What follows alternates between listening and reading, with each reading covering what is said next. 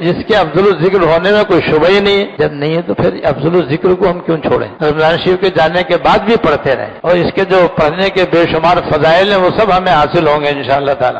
آج ہم اس کے پڑھیں گے، کل سمجھیں گے، پرسوں عمل کریں گے تو یہ ہمارے لیے آخرت میں بہترین سفارش کرنے والا بنے گا اور ہمارے لیے ذریعہ نجات بنے گا، اللہ تعالیٰ کی رضا اور خوشنودی کا باعث بنے گا. نہ جانے کتنے فضائل ہیں. یا تو روزانہ بلا ناغہ قرآن شریف پڑھنے کا معمول بنائیں، اور ساتھ ساتھ جو مشہور صورتیں ہیں ان کا بھی معمول ہونا چاہیے. جیسے یاسین شریف ہے، صبح شام پڑھیں. سورہ دخان ہے، رات میں پڑھیں. سورہ حمیم سجدہ ہے، وہ رات کو پڑھیں. مشہور سورہ ہے سورہ ملک، اس کو رات میں پڑھیں. کہ سورہ ملک جو ہے قبر کے عذاب سے نجات دینے والی ہے. یہ اسے منجیہ کہتے ہیں کہ عذاب اس کا پڑھنے والا قبر کے عذاب سے بچ جاتا ہے.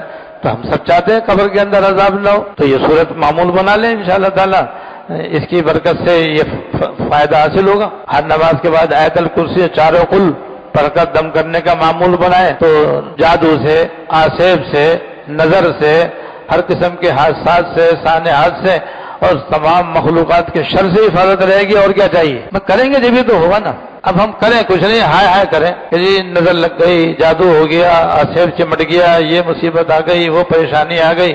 تو بھئی علاج تو موجود ہے. ہماری مثال ایسی نہیں ہونی چاہیے کہ مثال سناتا ہوں جو تھانوی رحمۃ اللہ علیہ نے اپنے مواعظ میں بیان فرمائی ہے کہ ایک شخص نے دیکھا کہ ایک بدو کہتے ہیں دیہاتی کو، ایک بدو جو ہے وہ بیٹھا ہوا رو رہا ہے، زاروں قطار رو رہا ہے. تو اسے دیکھ کر کے بڑا ترس آیا کہ پتہ نہیں کیا تکلیف ہو گئی بیچارے کو، کیا صدمہ پیش آ گیا جو زاروں قطار رو رہا ہے.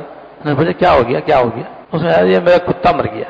یہ ہمارا محافظ اور نگران تھا، سفر و حضر میں ہمارے سامان کی حفاظت کرتا تھا، آج یہ مر رہا ہے، سانس لے رہا ہے. تو اس کی جدائی پر، اس کے مرنے پر مجھے صدمہ ہو رہا ہے. تو اس نے مجھے کیوں مر رہا ہے یہ؟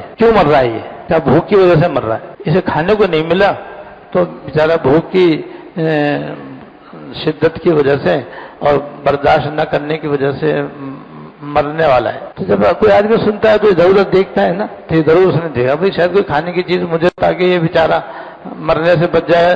تو جیسے ایک بوری جو ہے روٹیوں سے بھری ہوئی تھی، سوکھی روٹیوں سے بھری ہوئی، وہ بدو کے پاس تھی. تو اسے بڑا غصہ آیا کہ اتنی ساری روٹیاں رکھی ہوئی ہیں اپنے لیے اور جناب اس سے ایک روٹی بھگو کر کے اسے دے دو کتے کو تاکہ بیچارہ یہ کھا لے، اس کی جان بچ جائے. جس نے کہ کمبخت یہ روٹیاں تیرے پاس اتنی ساری ہیں، ایسا کیوں نہیں کرتا ہے کہ ایک روٹی بھگو کر کے اور اس کتے کو سامنے ڈال دے تاکہ وہ تو بھوک میں کچھ بھی ڈالو کھائے گا. نہیں یہ بات مت کرو بھائی، روٹیوں پہ تو پیسے خرچ ہوئے، آنسو میں کیا خرچہ ہے؟ آنسو بہانے میں تو کوئی پیسے خرچ نہیں ہو رہے.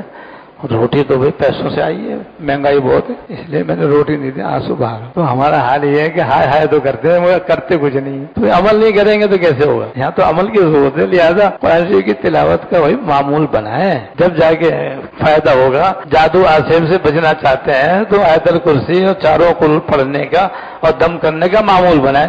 اب معمول تو بنائے نہیں، جس کو دیکھو وہ کہہ رہا ہے میری دکان بند کر دی، میری نوکری بند کر دی، ہمارے بچوں کے رشتے بند کر دیے، ہمارا کاروبار نہیں چل رہا اور جادو ہو گیا اور کسی پہ آسیب، کسی پہ کچھ ہے، کچھ نہیں، خالی خیال ہے.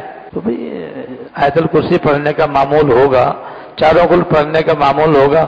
فجر میں، مغرب میں، رات کو سونے سے پہلے 3 دفعہ پڑھ کے دم کرو، باقی نمازوں میں 1 مرتبہ دم کرو. پھر دیکھو نہ جادو، نہ آسیب، نہ نظر، نہ کچھ.